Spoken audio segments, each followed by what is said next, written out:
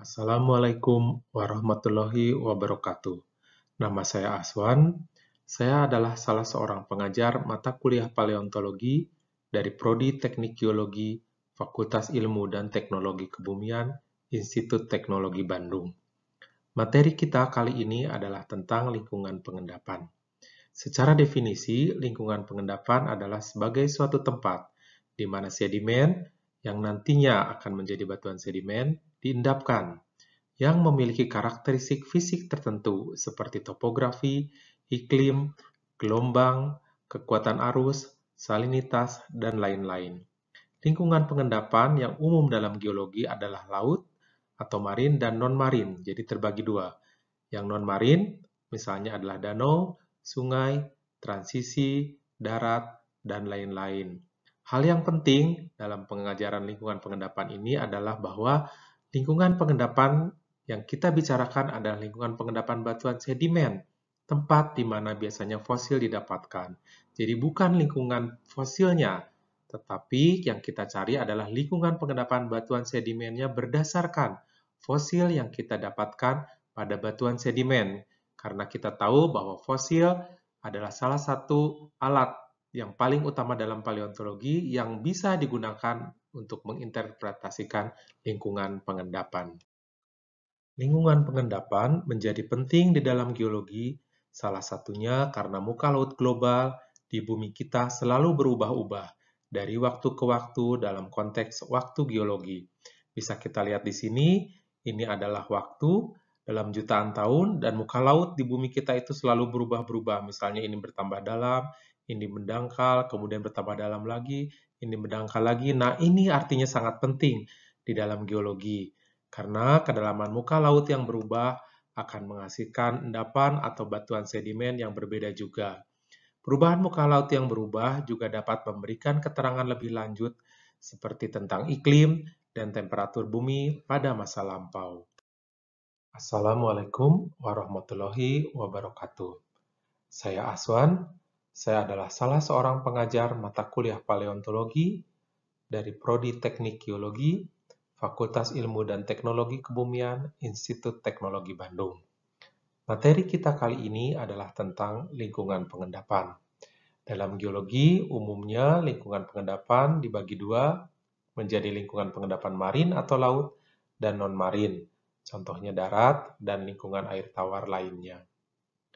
Lingkungan pengendapan dapat didefinisikan sebagai suatu tempat di mana sedimen yang nantinya akan menjadi batuan sedimen diendapkan, yang memiliki karakteristik fisik tertentu seperti topografi, iklim, gelombang, kekuatan arus, salinitas, dan lain-lain. Lingkungan pengendapan yang umum adalah laut atau marin dan non-marin. Sudah dijelaskan tadi, jadi contoh non-marin adalah danau, sungai, transisi, darat, dan lain-lain. Lingkungan pengendapan dalam kajian ini terutama adalah lingkungan pengendapan tempat batuan sedimen terbentuk, di mana suatu jenis fosil tertentu didapatkan di dalam batuan sedimen tersebut. Jadi bukan untuk mengetahui lingkungan hidup fosil pada masa lampau, justru dengan mengetahui lingkungan hidup dari fosil yang terdapat pada batuan sedimen tersebut, maka kita dapat menyimpulkan lingkungan pengendapan batuan sedimen tersebut. Berikut adalah gambar diagramatik lingkungan pengendapan sedimen. Dalam hal ini adalah sedimen yang nantinya akan menjadi batuan sedimen. Dalam gambar ini dapat dilihat beberapa lingkungan pengendapan yang utama, yaitu yang mulai dari lokasinya berada di dataran tinggi, di dataran rendah, di pantai, laut dangkal, sampai di laut dalam. Ini adalah salah satu contoh klasifikasi lingkungan pengendapan berdasarkan Tipsworth dan kawan-kawan tahun 1966, yang umum digunakan dalam geologi yang disebut sebagai pembagian zonasi batimetri. Pembagian utamanya adalah menjadi zona transisi, zona neritik, di mana ada neritik dalam atau neritik yang paling dangkal, neritik tengah, dan neritik luar. Kemudian ada lagi slope atau batial menjadi batial atas, dan batial bawah, dan yang paling dalam adalah abisal. Pembagian zonasi neritik dimulai dari neritik yang paling dangkal atau inner shelf dalam bahasa Inggris, dari kedalaman 0 sampai 20 meter, dari titik terendah pasang surut, kemudian neritik tengah dari 20 meter sampai 100 meter, kedalaman, kemudian neritik luar dari 100 meter sampai 200 meter, batial atas dari 200 meter sampai 500 meter, batial bawah dari 500 meter sampai 2000 meter, dan berikutnya yang lebih dalam lagi adalah abisal. Ini adalah pembagian lingkungan pengendapan pada daerah pasang surut atau tidal, berdasarkan Fairbridge dan Burgoa tahun 1978.